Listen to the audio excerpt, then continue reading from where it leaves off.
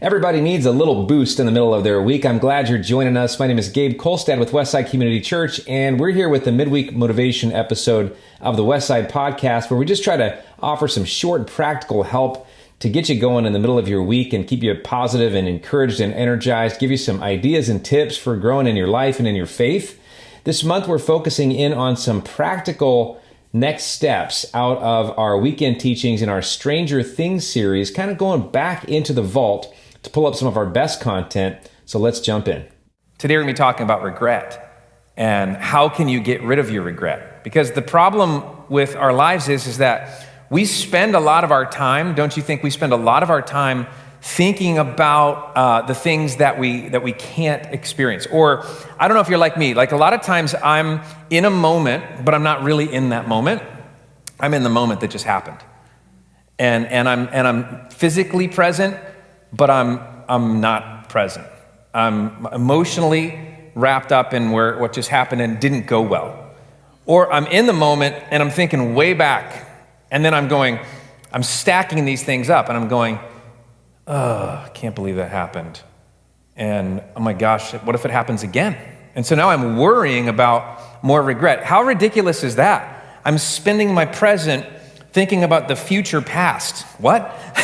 Like that happens to us. We're just not all there. And if we're not all there, we can't really experience the fullness of life that God has for us. So we want to talk today about how to move past this, because in this series, Jesus he's been saying, I'm going to make you crazy happy. I'm going to make you happy beyond your circumstances. That's been the definition we've looked at of Jesus' words from Matthew chapter 5, when he says, blessed are the, and he says these 9 statements.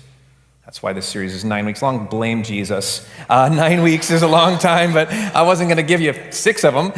We're going to look at all 9 of them. And so what is he saying? I think what he's saying is it's time to lay down your regret. It's time to pick up the now. It's time to pick up your significance, to be reunited with your significance, so that you're not constantly worrying about not measuring up or messing up again, or what it might be like if you mess up. And we can live fully like Jesus intended us to. So much of my life has been focused on thinking about the things I did or the things I didn't do. And it's time to think about some of the things that God has done and what he's going to do.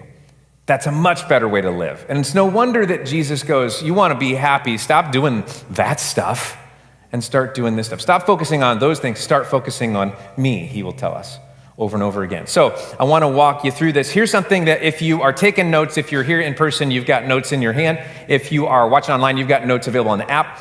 But write this down. Your life is far too important to leave your actions to randomness. I mean, that's the truth. Like when we live a life of regret, we are living the most random possible life we could live. It's just bouncing from thought to thought, from chain reaction to chain reaction, and it's all random. And God is not the God of disorder. God designed us so intentionally, right? So specifically. He is so precise. He's so precise that he puts you exactly where he wanted you to be, exactly when he wanted you to be, with whom he wanted you to be. All of these things were designed. I mean, we are not accidents. We are so intentionally and purposefully created, but much of our life, we act like that's not true. So how do we pull those things back together? And we're going to do that by looking at the words of Jesus. Here they are in Matthew chapter 5, verses 11 and 12. It says this, it says, God blesses you when people mock you and persecute you and lie about you and say all sorts of evil things against you because you're my followers. This is real happy news today, right? Like, I mean, are you excited yet? God blesses you when. I mean, you if you're looking at that like I am, you're like, is there another way that God could bless me? Because is there a plan B? Is there door number 2? Because I'll probably take door number 2 if there is one, because I don't know that I want to go through all of that to get to that. And here's what we've learned. The word bless there, God blesses, it means crazy happy. It's the Greek word makarios. It means happy beyond your circumstances. It means that your joy doesn't ride the roller coaster of your circumstances. It is tethered instead to heaven. It's anchored above in things that don't change. That's the way you live happy, because if you're not anchored to things above, and you are anchored to, like if you get your satisfaction in life from what people say about you, you're gonna be a sad person. You're gonna be happy sometimes, because someone's gonna tweet something nice about you. Someone's gonna DM you something nice. Somebody's gonna do something nice for you, and then in that moment, you're gonna be happy. And then someone is gonna hurt you with their words or with their actions. And in that moment, you're gonna be at your lowest of lows, right?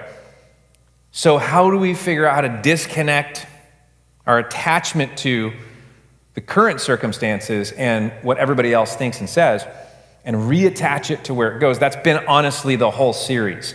And it's taken me, I don't know about you, 9 weeks just to get that kind of in my head.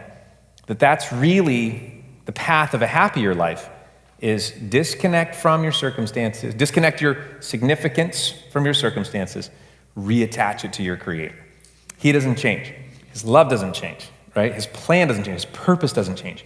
The world has changed. The world changes day after day, minute after minute. Everything changes. So hard to be happy if that's what you're rooted in. Here's what he says. He says, be happy about it when people do that. I don't get it. It's like I can kind of see Jesus going, don't be sad when people do this. But to say, no, be very glad when people mock, lie, criticize, persecute.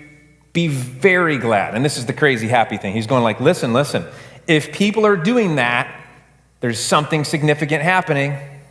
There's something significant happening, and your significance is attached to that significant thing that's happening. So when that happens, be very glad.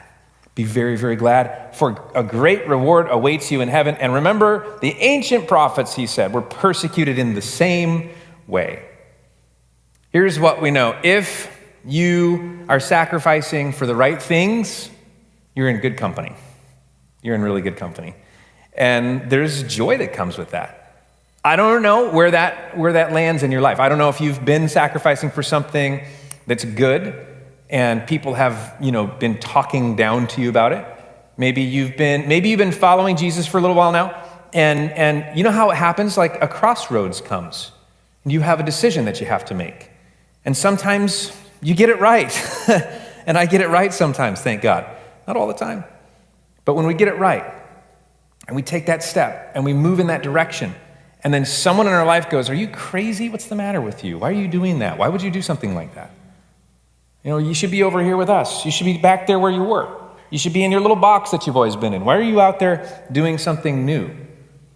And sometimes people do that to you. And you've probably had that. And what Jesus is saying is, be very glad, because something so significant is happening right now as I'm working in you. And you can be so excited about that it outweighs all of your circumstances and anything that everyone says about you or does to you. And that's the way to live a life of happiness. Listen, it is Memorial Day weekend. And I was thinking about what Jesus said about the prophets. He said they stood up for something they believed in. They knowingly walked into a battle. They gave up their freedoms. They put their lives on the line. And many of them lost their lives for the battle that they were fighting. And I think we owe it to all of the men and women who've given their lives in service of our country to pause for a second and go, that's what they were doing. They were saying, there's something bigger than me. There's something more significant than my comfort right now. There's something about freedom and justice and truth that is worth going to battle for at times when called upon to do that. And they did it. And they gave everything. And we sit here in a place of relative ease compared to their situation. Do we have troubles? Yes. How do they compare with giving your life for your country? Not very much. Some of you have friends, family members, loved ones that they went before you and they gave that and they paid the ultimate price. And I think we should take that spirit, don't you? That spirit of willingness to go, I want to be attached to something like that that's so meaningful that it doesn't matter what somebody says about it. It's not going to sway me from staying on course and being attached to something that's really purposeful. So maybe for you, and me, we could just pause and go, thank you, God, for the men and women who did this. Because we still live in a free country. Because we still have the opportunity to worship God in our country. Because we can still lift up the name of Jesus, and maybe you're here today watching online or in person, and you're like, I'm just kind of checking it out. But we could all agree that was a noble act that these men and women have done. Right now, the stats are 46 million veterans have served our country during wartime. 46 million veterans. 15 million wartime veterans are living right now. Isn't that crazy? That's a lot of people living still, wartime veterans. Here's the clincher. 656,000 members of our military have given their lives in conflict. That's the size of the city of Portland. People who have gone before you and me to say, I'll pay the price. I'll pay the price. So thank you to them. Thank you to all of you who have served, who are serving. It's worth it to sacrifice for something great. And we applaud that attitude. In fact, I think we ought to emulate that attitude in our lives. To go, let's attach ourselves to something that's going to last longer than 24 hours. Something that's about more than just ourselves, because we don't get joy when we focus on just ourselves. In Galatians chapter 5, this is the parallel passage. If you've been following along, and bonus points to any of you who know that Galatians 5 and Matthew 5 are parallel passages in the New Testament. Galatians lists 9 fruits of the Spirit. Jesus gives 9 beatitudes. They're called attitudes where you should be something. Blessed are you if you be this. And today's he's saying, if you be persecuted, you are happy. Paul in Galatians chapter 5 says, but the Holy Spirit produces this kind of fruit in our lives. He says, love, joy, peace, patience, kindness, goodness, faithfulness, gentleness, and last on the list, self-control. Self-control. And then Paul says there's no law against these things. In fact, one of the next steps for today is memorize that whole thing, all 9 of those. Memorize that, because if you want to know where to go with your character, this is the place to go. This is who to become. This is who God created you to be. All those things: love, joy, peace, patience, kindness, goodness, faithfulness, gentleness, self-control. And then he goes, against those things, there's no law. Nobody could stop you from becoming the person you're supposed to be, and people are gonna resist it. And you have to learn that it's okay if you're not the most popular kid on the block. It is okay if everybody's not patting you on the back all the time. It is okay if you do something or say something or go somewhere or be somebody or take a risk or make a sacrifice that some people don't understand. In fact, Jesus goes, no. If it's something I've asked you to do, be very glad when they resist you, because you got to know you've attached yourself to a purpose in the kingdom that can't be stopped. And we're winning.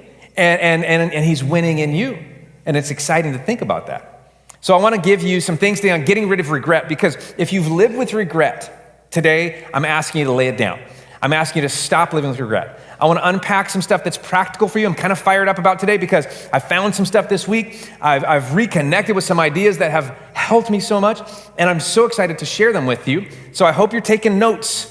And I'm really geeking out today because whenever I bring the TV out, I'm geeking out. There's going to be a chart involved. I'm telling you, when the TV shows up, there's going to be a chart involved. And so today there's a chart involved, and I love charts, so I got to show you how this works. I want to give you some ideas. How do you get past your regret? First of all, you got to understand how bad decisions happen.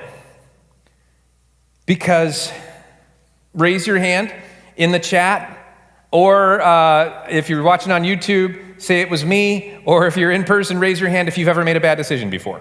Yeah, hello. How about keep your hand up if you've made a bad decision in the last month. Keep your hand up. All right, how about in the last week? Okay, there's some saints in the room. Just gonna say, there's some people who in the last 7 days haven't made a bad decision. How about in the last 24 hours? Keep your hands up. All right, how about in the last 24 minutes? Let's just see. Okay, I know, me too. It was probably a donut, maybe if you're here in person. I don't know what it was, but okay, how do they happen? The mystery of life. How do all these bad decisions just keep happening to me? It reminds me of this picture right here. Thank you so much for joining us for a little midweek motivation. I hope you have a great week. I want to just ask you to do 2 quick things. Number 1, would you subscribe to this podcast so you don't miss any of the content we want to help you with in the coming weeks? And secondly, consider popping by a Westside service, either on site right here in our Portland, Oregon area campus or online. And you can find out more either way about our Sunday services at westsidecommunitychurch.com. We'll see you soon.